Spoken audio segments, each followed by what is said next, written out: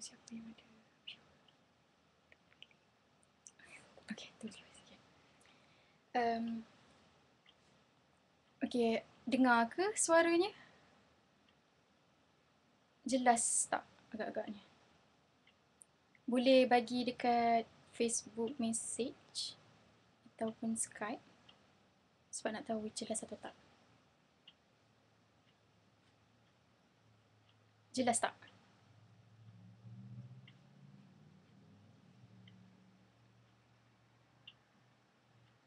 Jelas insyaAllah. Kat mana nak tengok jelas ke tak? Tak tahu. Kat chat. Okay, tak tahu. Okay. Mana tadi? Okay. InsyaAllah kita mulakanlah kan? Okay. Bismillahirrahmanirrahim. Alhamdulillahirrabbilalamin. Wassalatu wassalamu ala asyrafil anbiya'i wal mursalin. Wa ala alihi wa sahbihi ajma'in. Rabbi shrah li sadri wa yassir li amri wa hlul 'uqdatam min lisani yafqahu qawli. Amma ba'd. Assalamualaikum warahmatullahi wabarakatuh dan selamat sejahtera saya ucapkan kepada para pendengar yang mendengar insyaAllah secara langsung maupun melalui secara rakaman. First of all, saya ucapkan terima kasihlah kepada pihak Buku Jalanan Amerika Syarikat khususnya dan kru Universiti Terbuka Anak Muda sebab menyediakan platform seperti ini sebagai salah satu cara kita untuk berkongsi ilmu kan. Dan moga-moga insyaAllah harap-harapnya perkongsian pada hari ini adalah sesuatu yang bermanfaat yang dapat saya kongsikan daripada buku ni. Yang insyaAllah buku yang nak diceritakan pada hari ini. Okey, untuk sesi bedah buku yang kali ke-7 ni, insyaAllah saya akan ceritakan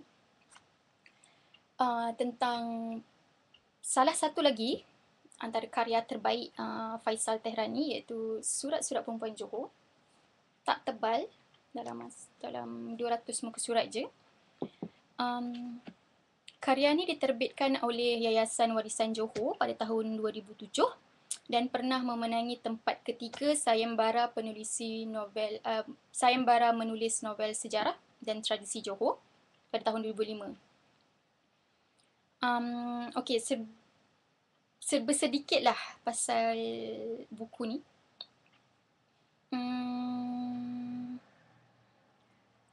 Novel ni ditulis melalui teknik epistolari tau, iaitu teknik surat menyurat.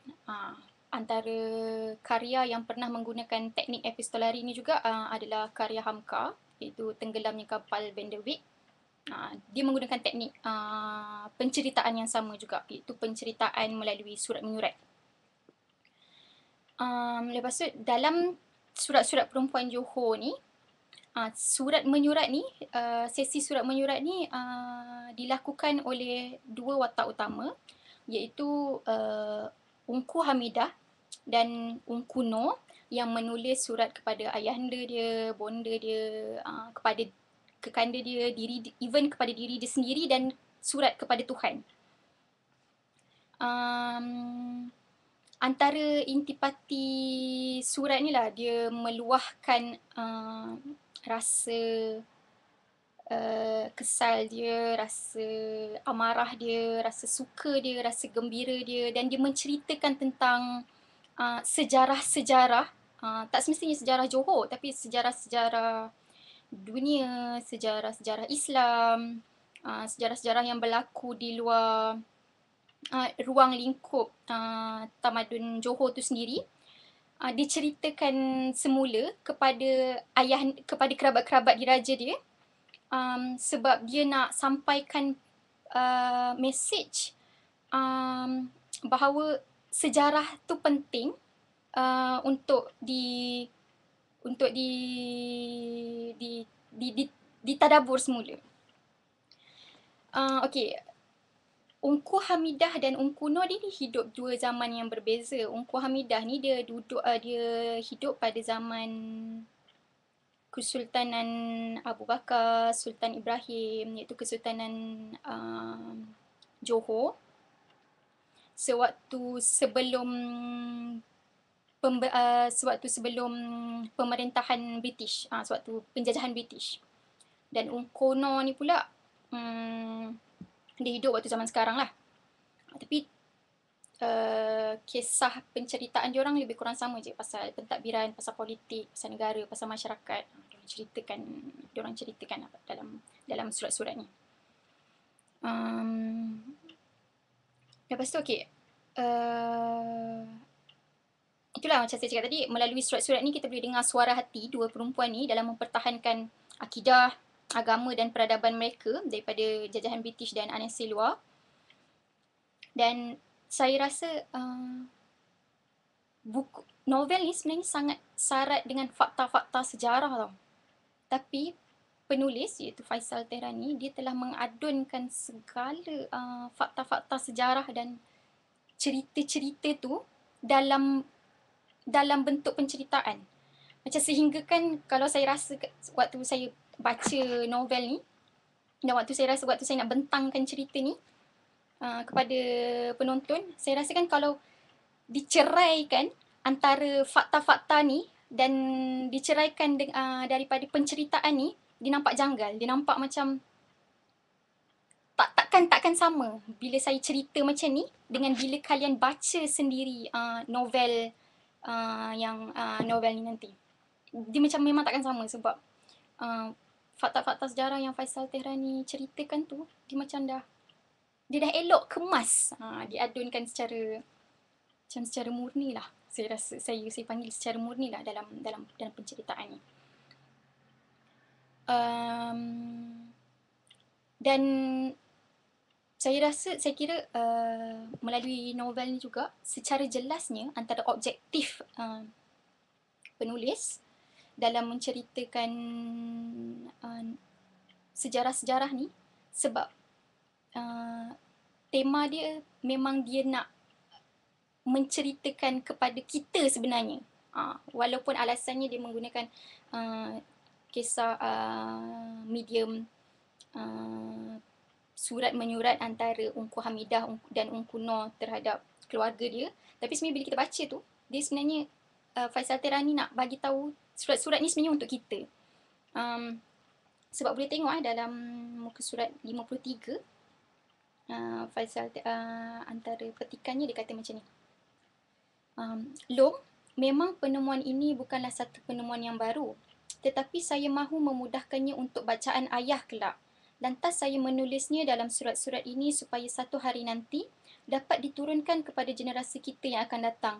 Anak-anak Long, iaitu anak-anak saudara saya contohnya, patut membaca semua ini dan menyedari bahawa undang-undang yang kita laksanakan hari ini ialah undang-undang palsu, sedang undang-undang sebenar kita telah dicuri dan dirompak oleh fahaman sekularisme. Saya benar-benar mahu ayah menginsafi keadaan ini, iaitu keadaan kita yang telah ditipu oleh Barat hidup-hidup, dan sudah tiba masanya kita merungkai diri daripada sekularisme dan tajaan Barat. Itu antara petikannya lah yang jelas nak nampak, nak katanya, Faisal Tehrani ni dia memang nak kita tahu mesej-mesej ni dan cerita-cerita ni. Dan surat-surat ni sebenarnya untuk kita, bukan untuk orang lain. Okey, macam saya cakap tadi, banyaklah sebenarnya fakta-fakta sejarahnya.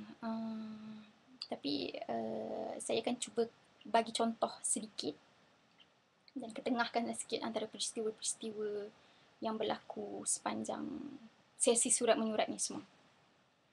Okey,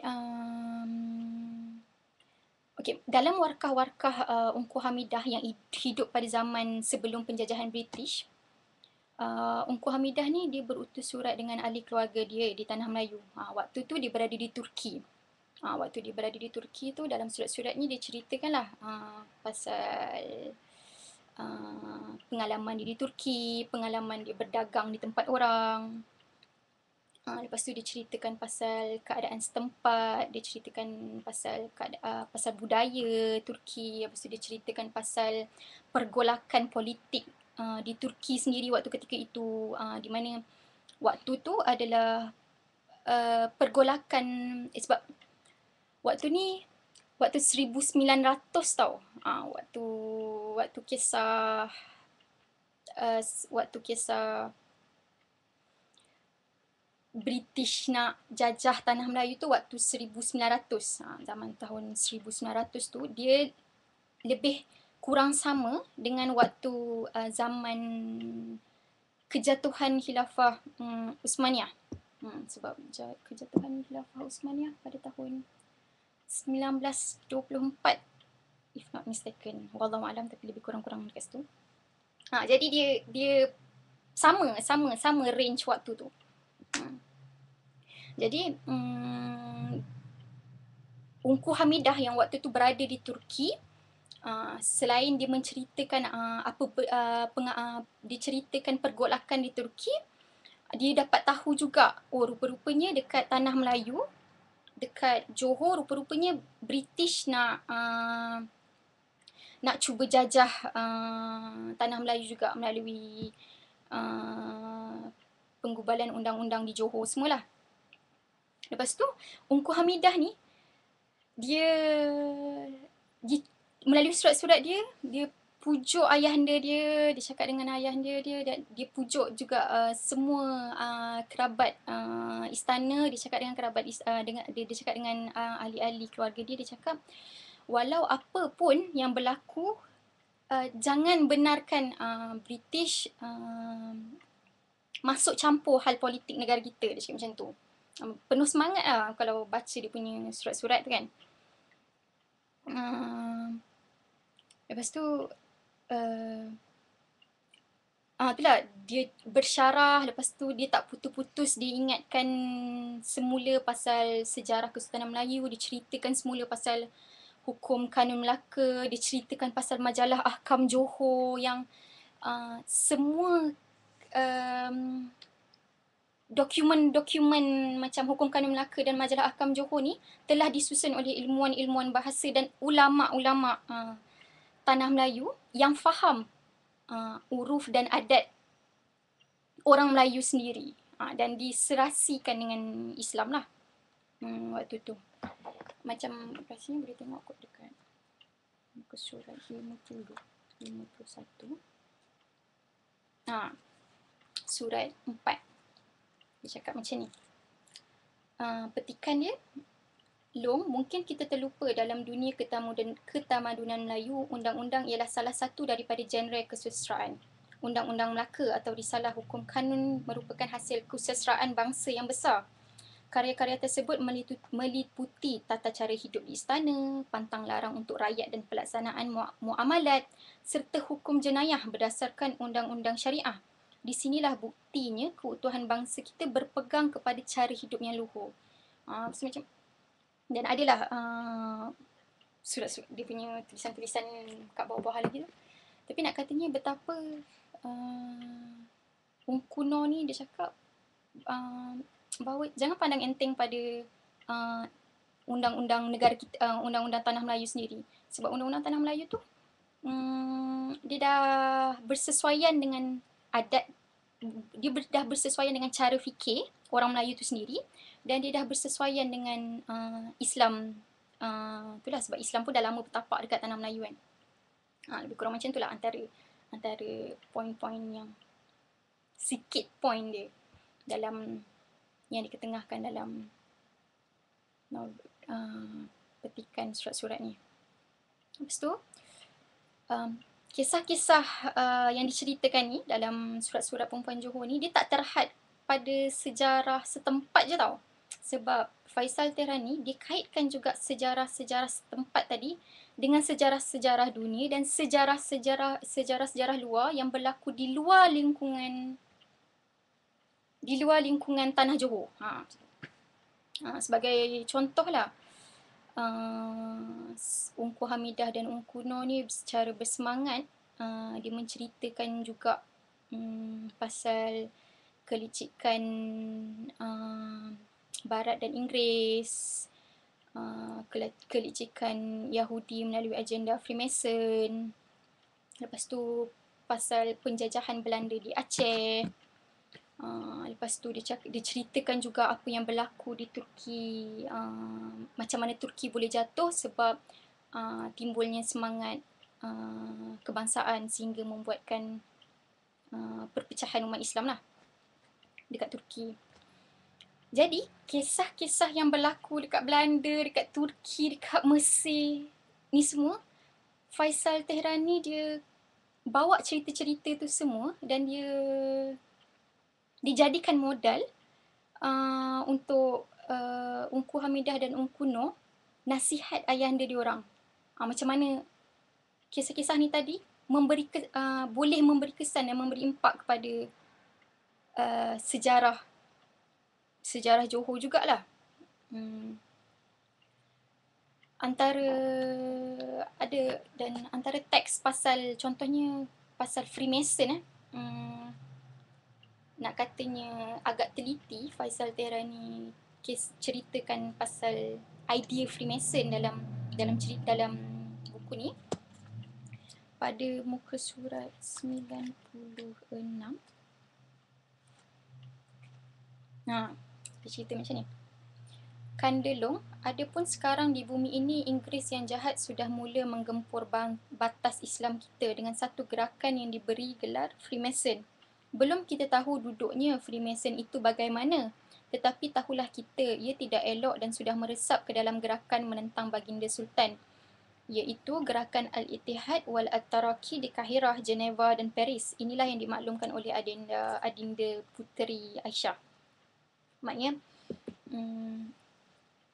Faisal Tehrani dia selitkan jugalah idea pasal kewujudan Freemason dan bagaimana Freemason ni bergerak. Lepas tu pasal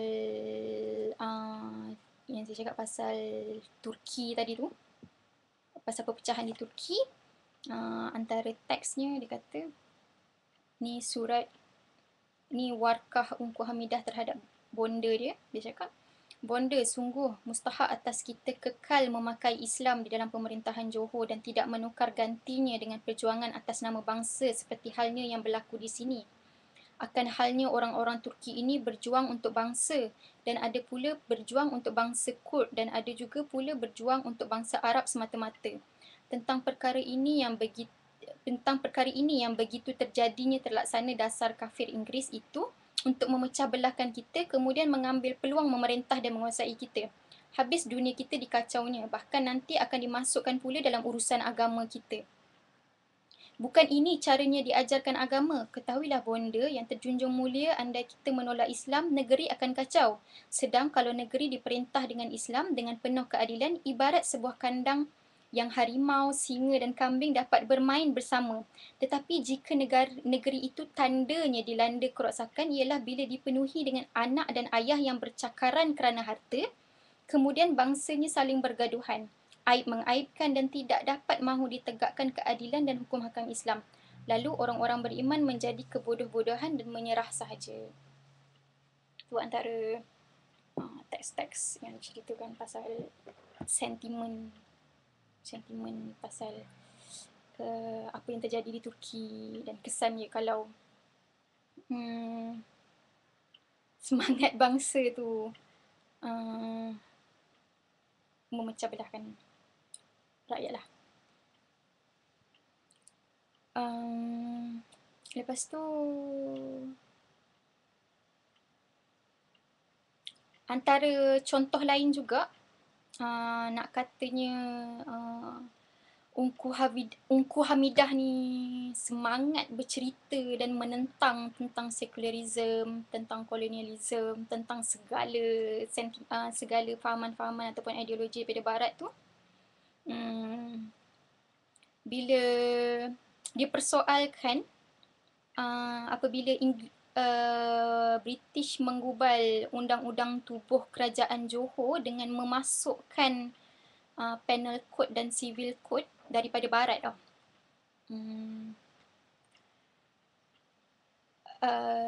Ungku Hamidah persoalkan lah. Ungku Hamidah cakap kenapa apa kena mengenanya penal code dan civil code daripada barat tu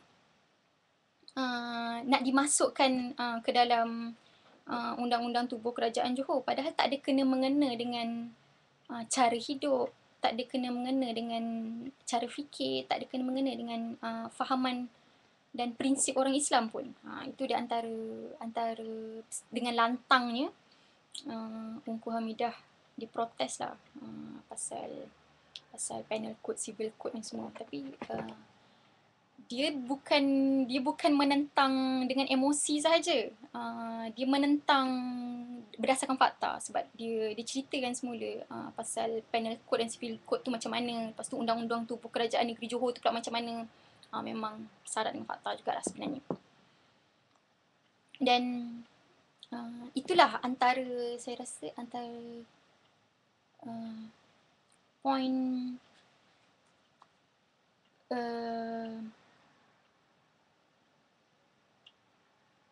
poin-poin yang saya rasa saya boleh ceritakan, kongsikan sedikit apa yang ada dalam buku ni, sebab sebenarnya banyak lagi peristiwa-peristiwa ataupun banyak lagi lah, tapi yang apa benda yang saya ceritakan ni hanya picisan je, sedikit je, sangat sedikit. Kalau baca sendiri nanti lagi rasa macam ada banyak lagi yang saya dah tak cerita sebenarnya. Macam contohnya nanti kalau kalian berminat untuk baca, kalian akan jumpa dengan Hukum Kanun Melaka, Hukum Kanun Brunei, Majalah Ahkam Johor, Undang-Undang Tubuh Kerajaan Johor. Lepas tu akan jumpa pula akan kenal siapa itu Raja Ali Haji, akan kenal siapa itu Sultan Abu Bakar, siapa Sultan Ibrahim, siapa Sultan Abdul Hamid, iaitu pemerintah Turki Uthmaniyah waktu tu. Lepas tu segala figura-figura ni, macam saya cakap tadi, diceritakan semula. Macam diceritakan semula lah. Dia macam mana nak cakap? Diceritakan semula lah, pendek kata. Tapi tak nampak macam sejarah pun, tak nampak macam fakta pun, tapi dia nampak macam sebuah penceritaan. Dan kita tak akan rasa kekok, dan kita tak akan rasa apa ni sejarah ni. Tapi kita akan rasa macam cerita. Kita macam baca buku cerita lah sebenarnya, pendek kata. Dan insyaAllah takkan lost dalam himpunan fakta-fakta.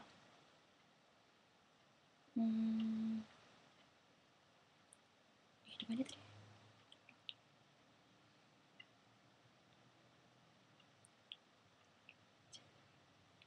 Nak ke bawah. Kat atas sikit.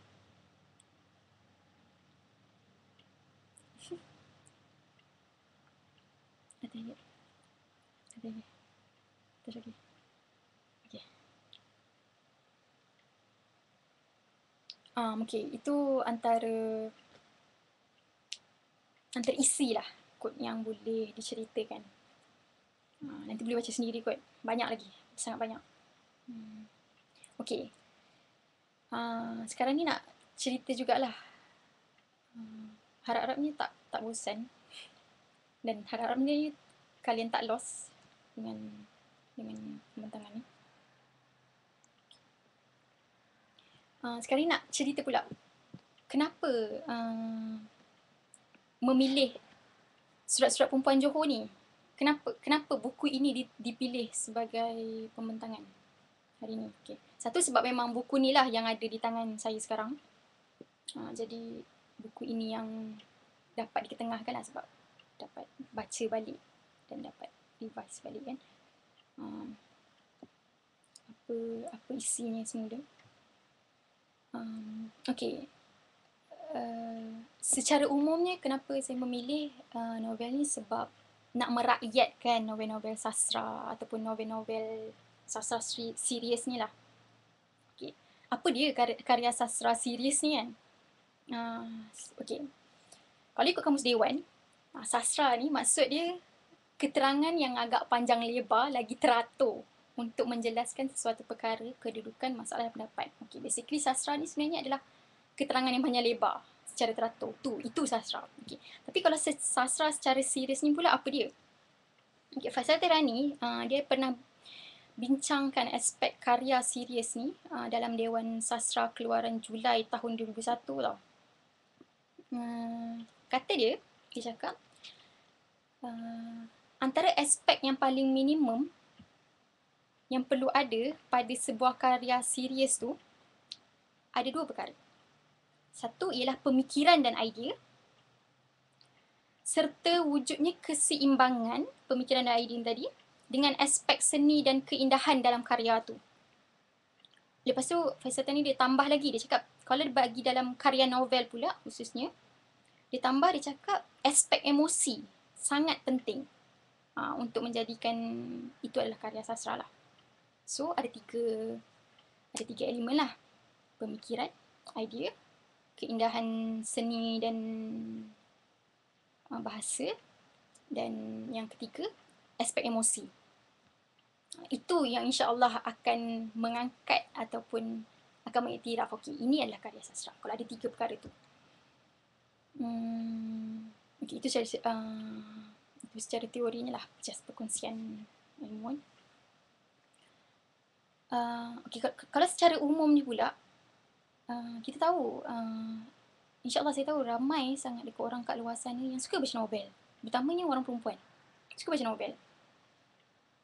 Sebab yalah, cinta, emosi semua kan, berawang-awangan, hayal, semua berangan-berangan, macam sukalah kan. Dan tapi tak ramai yang cuba baca karya-karya macam karya-karya sastra ni. Satu, saya rasa sebab tak diketengahkan, orang tak tahu pun. Sebab orang ingat kan karya-karya ni macam sekadar bahasa, tapi sebenarnya dia bukan sekadar bahasa, dia ada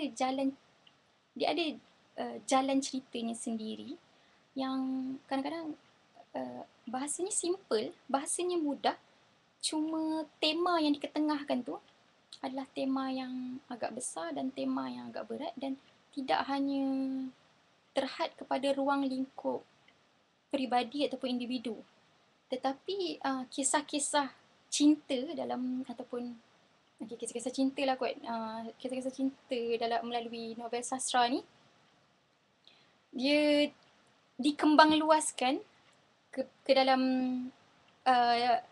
dikembang luaskan, menyentuh pasal masyarakat, pasal bangsa, pasal negara, pasal Islam. So macam dia tak sekadar cinta biasa lah, insyaAllah kan. Lepas tu itu antara sebab lah kenapa saya mencadangkan cuba baca karya novel-novel sastra ni. Sebab just sebab nak merakyatkan. Sebab kadang-kadang orang tak tahu pun cerita-cerita dalam cerita-cerita ni sangat best sebenarnya.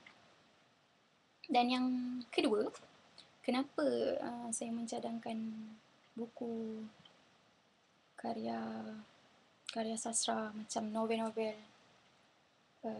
macam Surat-Surat Perempuan Johor ni, sebab dia menceritakan pasal temanya pasal jati diri lah. Sebab dia menceritakan kisah-kisah sejarah setempat yang berlaku dulu. Macam contohnya dalam Surat-Surat Perempuan Johor ni, dalam kerangka masa 100 tahun, tak lama, tak jauh pun bezanya daripada kita. Dan cerita tu ada kaitannya dengan diri kita. Bagaimana cara kita hidup, bagaimana undang-undang dekat negara kita, bagaimana sejarah-sejarah yang dalam masa 100 tahun ni, orang kata evolusi sejarah tu lah.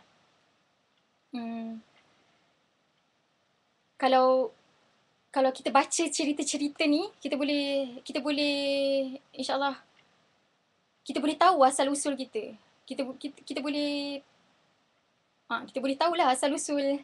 Kita boleh tahu asal usul kita. Kita datang dari mana kan, dan macam mana hari ini, macam contohnya macam Malaysia kan. Macam mana Islam tu berada di Malaysia. Bila baca buku-buku ni macam barulah tahu.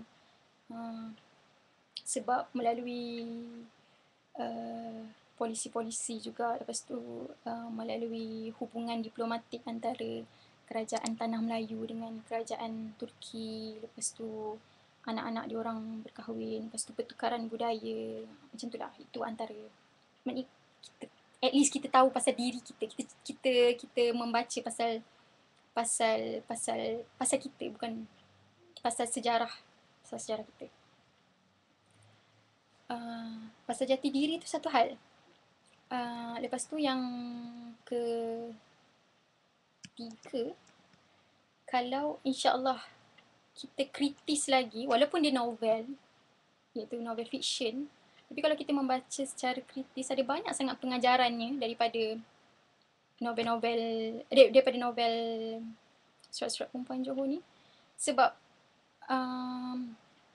kita boleh tengok balik apa dia undang-undang, macam contohnya undang-undang hukum kanun Melaka ke, majalah Ahkam Johor ke, kita boleh tengok balik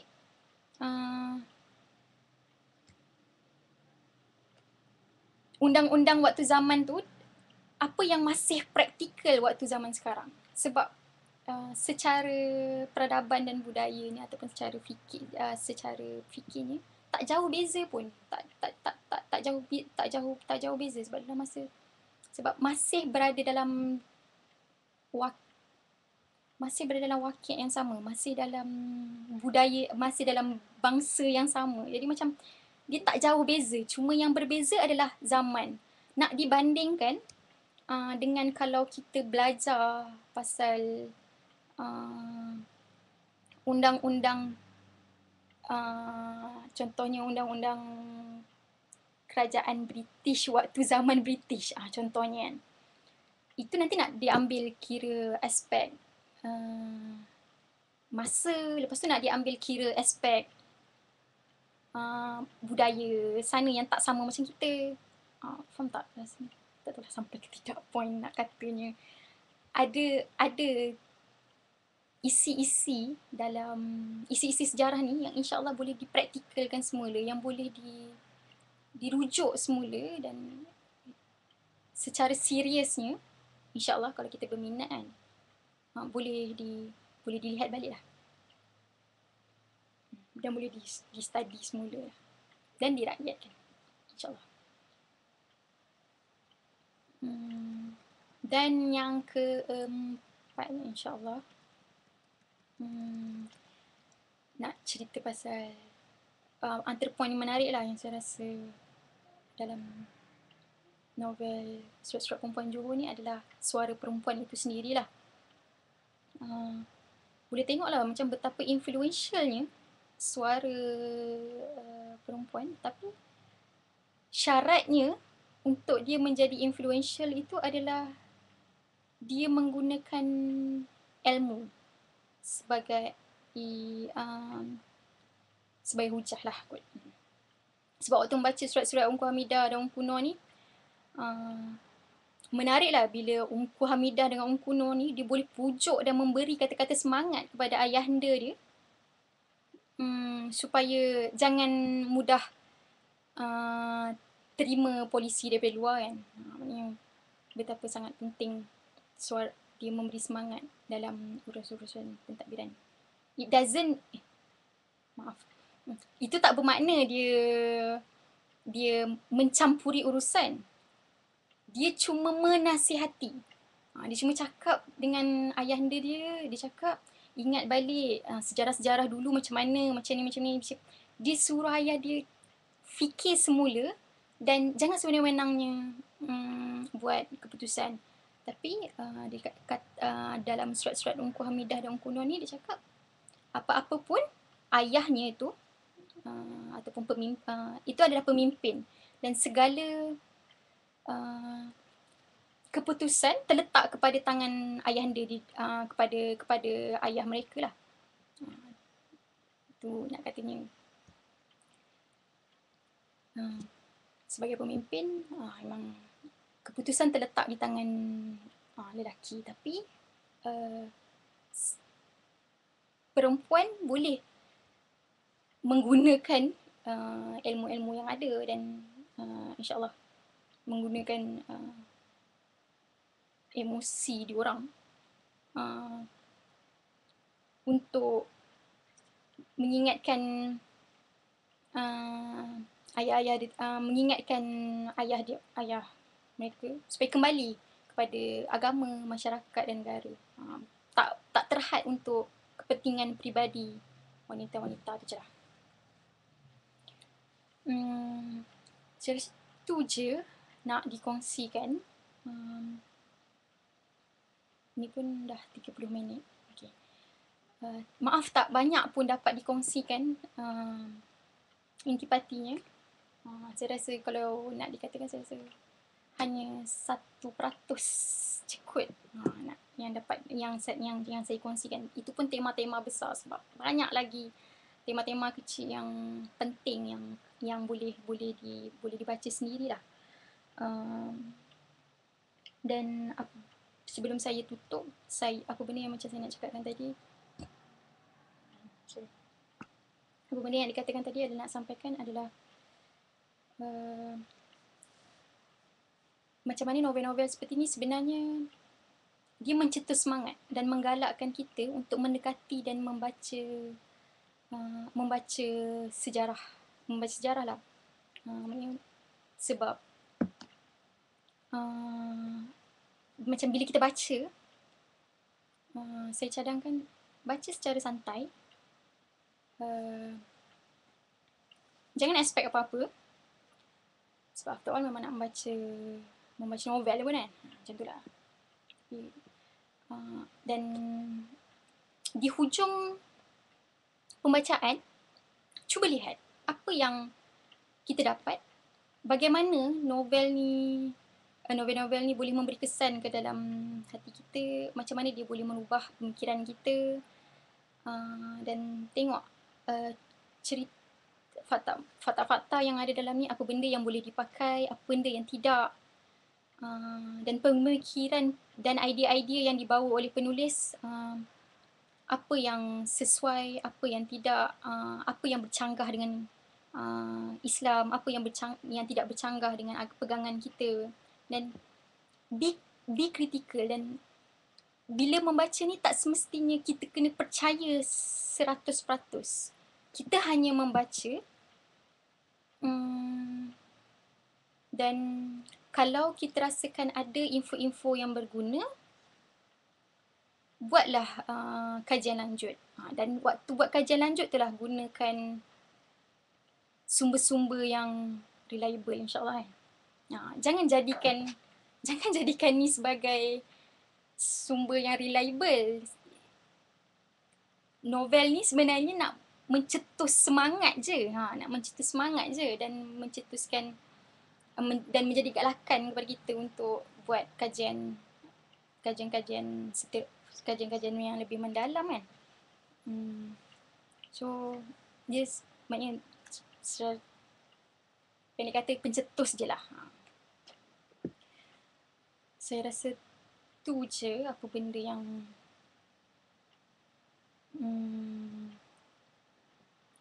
saya nak sampaikan, insyaAllah. Dan cuba bukan novel, ini salah satu contoh je, banyak je lagi. Antara novel-novel karya yang agak menarik, contohnya Atas Nama Cinta karya Isa Kamari. Cerita pasal kisah Natrah ataupun Maria Hertov, pasal Belanda, pasal pergaduhan Belanda dengan tanah Melayu. Lepas tu pasal pergaduhan Islam dengan Kristian juga semua. Bacalah, itu sangat-sangat menarik. Dan disebabkan cerita-cerita sejarah ni diceritakan semula dalam kisahnya yang tersendiri, kadang-kadang cerita tu berasa lebih dekat dengan kita, insyaAllah. Walaupun dia fiction je. Dan cuba baca, insyaAllah tak rugi apa-apa. Sebab kalau bosan pun, at least kita tahu beberapa fakta. So at least tak membazir lah, insyaAllah. Dan wallahualam, akhir kalam, itulah. Lain orang, lain cara bacanya. Boleh jadi apa benda yang saya baca dan apa benda yang saya dapat daripada novel-novel sastra ni tak sama macam apa yang kalian dapat. Dan moga-moga nanti kalau ada peluang, bolehlah kita berkongsi kan, apa benda pula yang kalian dapat daripada novel-novel macam wallahualam. Rasanya tu je. Moga-moga segalanya bermanfaat, dan moga Allah redha lah dan Allah berkat apa benda pun yang saya sampaikan pada hari ini, dan minta maaf kalau ada tak sampai poin ke ataupun tersalah bahasa ke apa semua. Saya minta maaf dan terima kasih kepada yang sudah mendengar semua. Sekian, wassalamualaikum warahmatullahi wabarakatuh.